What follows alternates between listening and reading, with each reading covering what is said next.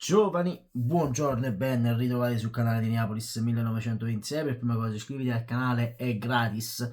Signori, e alle ore 18 uscirà il video aggiornamento su tutte le questioni di calciomercato, non vi preoccupate, quindi però se attivate la campanellina naturalmente siete sempre informati. Comunque, detto questo, mamma mia ragazzi, sta succedendo un casino, c'è un'area tesissima a Napoli in questo momento, non solo per le parole del procuratore di Kvara, che ieri ha praticamente detto che il giocatore è seguitissimo da tutti i grandi club, Barcellona, Real Madrid, United e tutti i grandi club del mondo, perché ragazzi, naturalmente si sono visti questi primi 6 mesi di Kvara a Napoli e naturalmente hanno detto il ragazzo è forte, ha fatto 20 gol, 15 assist, sta facendo le stesse cose della passata stagione, quindi mettiamogli un po' una pulce nell'orecchio per dire guarda noi ti stiamo guardando Kvara, se vuoi noi ci siamo, il Real Madrid c'è per farti fare la panchina, perché attualmente Kvara quello può fare, e mi dispiace ragazzi, mi dispiace veramente per quello che sta passando a Kvara in questo momento, però ha detto bene Victor Osimhen, io questa volta mi schiero dalla parte di Victor Osimhen ragazzi, perché nessun procuratore si può permettere, nessun procuratore si può permettere di parlare a nome di altri giocatori. Ha detto bene Calenda quest'oggi, che pensi al suo procuratore, che pensi al suo giocatore, scusatemi. A Osimhen ci penso io. Osimhen ha appena firmato un contratto con il Napoli. Come fai a dire che il prossimo anno vada in Arabia Saudita? Noi l'abbiamo sempre detto che Victor vuole andare a giocare in Premier League, ma questo non è il momento. Victor sta pensando alla Coppa d'Africa e al Napoli. Se voleva andare via sarebbe andato via l'anno prossimo. Il problema non è quello.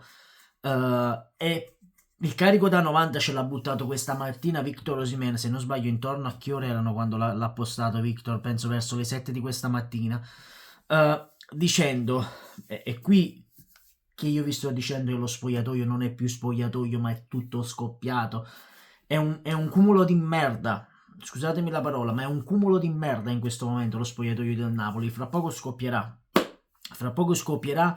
e chi ci andrà a rimettere saremo noi tifosi napoletani e soprattutto noi tifosi che ci facciamo il sangue amaro. Punto, basta. Comunque, Victor dice, caro Mamuka Ugeli, sei un pezzo di immondizia, è una disgrazia. Sono imbarazzato dal tuo modo di ragionare. Coglione, tieni il mio nome fuori dalla tua bocca. Victor non l'ha eliminata questo post, ragazzi. Se andate sull'Instagram di Victor lo troverete sempre, non penso l'abbia tolto, ovvero sono le 15:25, ma non credo Victor abbia tolto questo post. E signori, questa è una cosa che fa riflettere molto, fa veramente riflettere, perché se un qualsiasi, ora vi parlo di un giocatore a caso, mettiamo il procuratore di chi mettiamo? Di Raspadori, va a rilasciare un'intervista e dice oh, però sai cosa c'è? Secondo me l'anno prossimo a gennaio Simeone se ne va e Raspadori gioca titolare.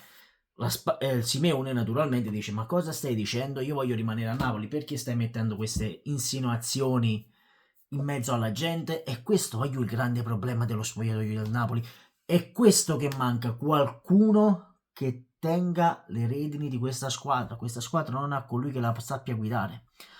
È andato via Luciano Spalletti, è andato via. E io vorrei dire una cosa al signor Carlo Alvino, guarda che se apri la bocca e tiri fuori la lingua non è color rosa, è color marrone.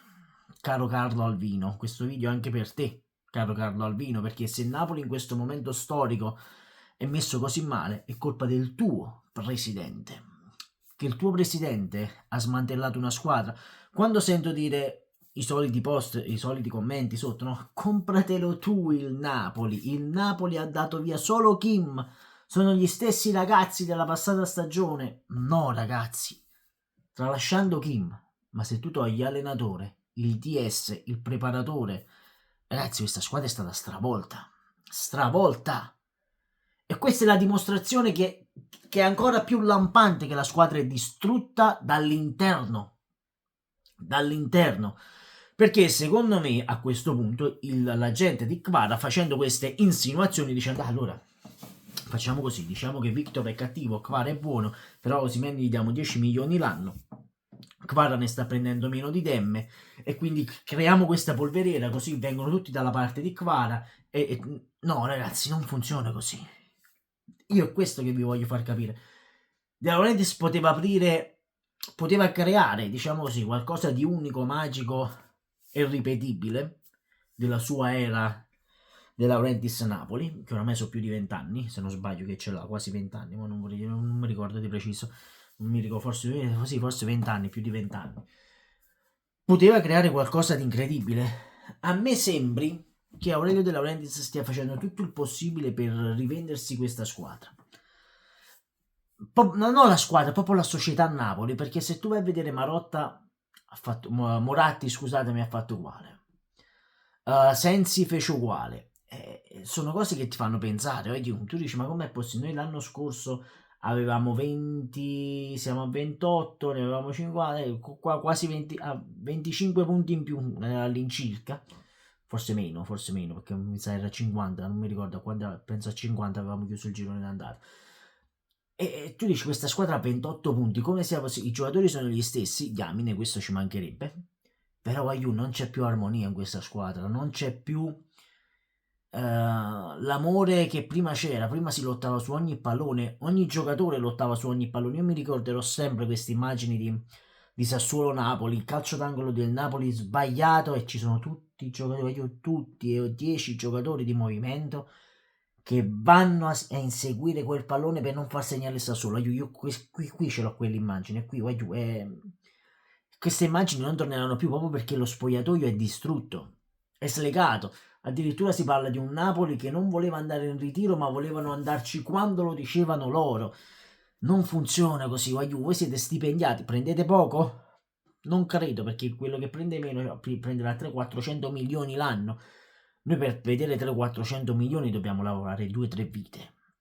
Proprio fa capire come funziona. Va bene, la meritocrazia del mondo, perché per dare 2 calci a un pallone a quell'altro gli dai 10 milioni l'anno.